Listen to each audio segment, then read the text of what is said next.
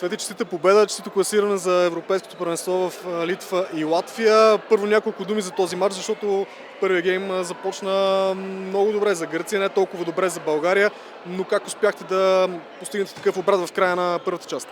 Първо, благодаря много. Мисля, че факта, че успяхме да се фокусираме на защитата и ваденето на тия леките топки беше достатъчно, за да се съберем отново и да наблегнем на останалите елементи, за да си вземем гейма. Само един загубен гейм в тази квалификация. Наистина много добро представяне.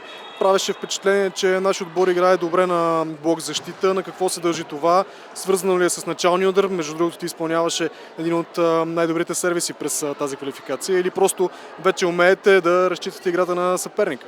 Благодаря много. Блок защита определено се дължи много на тренировките, на които наблягаме. Определено много наблягахме на това и много се радвам, че успяхме да го покажем в игрището. И да, общо взето това е. Не е някаква тайна.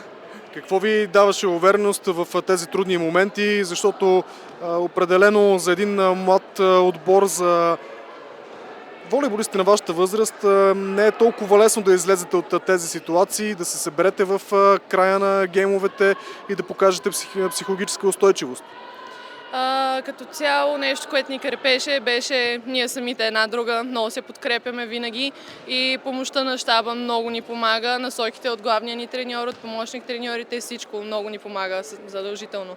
Може би тук говориш за колектива, разкажи малко повече за него. Първоначално беше много трудно за колектива ни, бяхме нов набор, нали?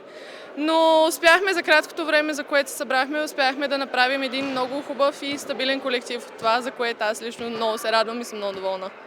Вече сте на европейско първенство. Какви са мечтите, може би, на първо място, защото по друга страна пък България влиза като актуалния европейски шампион в това състезание?